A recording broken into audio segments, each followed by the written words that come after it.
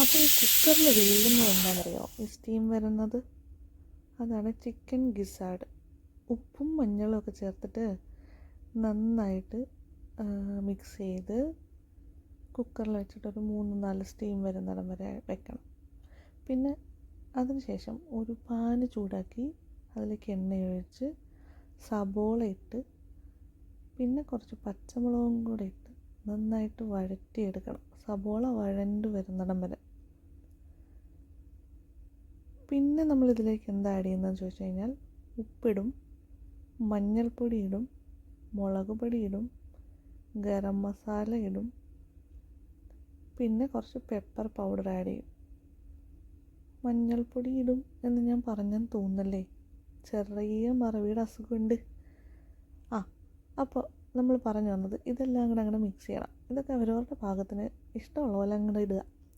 എരിവ് കൂടുതൽ വേണ്ടതും കുറവ് വേണ്ടതും ഒക്കെ നോക്കിയിട്ട് ഉപ്പും പാകം നോക്കിയിട്ട് റെഡിയാക്കണം. നമ്മളിന്ന് ചിക്കൻ ഗിസാഡാണ് ഉണ്ടാക്കുന്നത്. ഈ ചിക്കൻ ഗിസാഡ് ഒരു ഇന്ത്യൻ ടച്ച് കറിയുടെ ഒരു വേർഷനായിട്ട്. അപ്പോൾ ഗിസാഡ് ഒരു ലീൻ പ്രോട്ടീനാണ്. അതായത് ഒരു 100 ഗ്രാം ചിക്കൻ ഗിസാഡിൽ 30 ഗ്രാമോളം പ്രോട്ടീൻ നമുക്ക് കിട്ടും.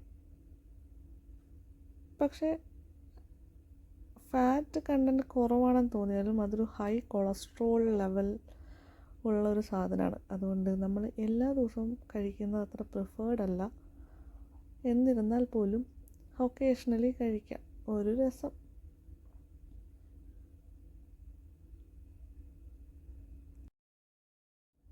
പിന്നെ ഈ യൂറിക് ആസിഡ് കൂടുതലുള്ള കിഡ്നി സ്റ്റോൺ സാധ്യതയുള്ള ആളുകളൊക്കെ ഇത് ഒഴിവാക്കുന്നത് നല്ലതാണ് ഒരു പരിധി വരെ. ഞാൻ പറഞ്ഞല്ലോ, ഒക്കേഷണലി കഴിക്കുന്നത് കൊണ്ട് കുഴപ്പമില്ല. കാരണം ഇതിൽ പ്യൂരിൻസ് അടങ്ങിയിട്ടുണ്ട്. ഈ പ്യൂരിൻസ് കൂടുതൽ ഇങ്ങനെയുള്ള ആളുകൾ എടുക്കാതിരിക്കുന്നതാണ് നല്ലത്. പിന്നെ വായ്ക്ക് രുചി, ഇന്ത്യൻസിന് വായ്ക്ക് രുചി എന്നറിയാമല്ലോ, മസാലയെല്ലാം ചേർത്തിട്ട് കഴിക്കുന്നത്. എനിക്കങ്ങനൊന്നുമില്ല കേട്ടോ, പക്ഷെ എന്നാലും ഒരു സുഖം.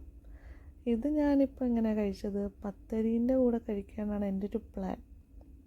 ഉച്ചയ്ക്ക് ചോറിൻ്റെ കൂടെയും കഴിച്ചായിരുന്നു, അതൊന്നും ഞാൻ വീഡിയോ എടുത്തിട്ടില്ല കേട്ടോ. പിന്നെ ഇപ്പം ഇതെല്ലാം വഴണ്ട് വരുമ്പോഴത്തേക്കും ഇതിലേക്ക് നമ്മൾ നമ്മുടെ വേവിച്ച് വെച്ചിരിക്കുന്ന ചിക്കൻ ഗിസാഡ് അങ്ങോട്ട് ഇടുക. എന്നിട്ട് നന്നായിട്ട് അങ്ങോട്ട് ഇളക്കുക, നല്ലതായിട്ട് മിക്സ് ചെയ്യുക. മിക്സ് ചെയ്തതിന് ശേഷം എന്ത് ചെയ്യണമെന്നറിയോ? അടച്ച് വെച്ചിട്ട് നല്ലതായിട്ട് അങ്ങോട്ട് അതിൻ്റെ വെള്ളമൊക്കെ ഇറങ്ങി വെള്ളമൊക്കെ വറ്റി നല്ല കുഴഞ്ഞ് വരും, ഒരു റോസ്റ്റ് ടൈപ്പ്.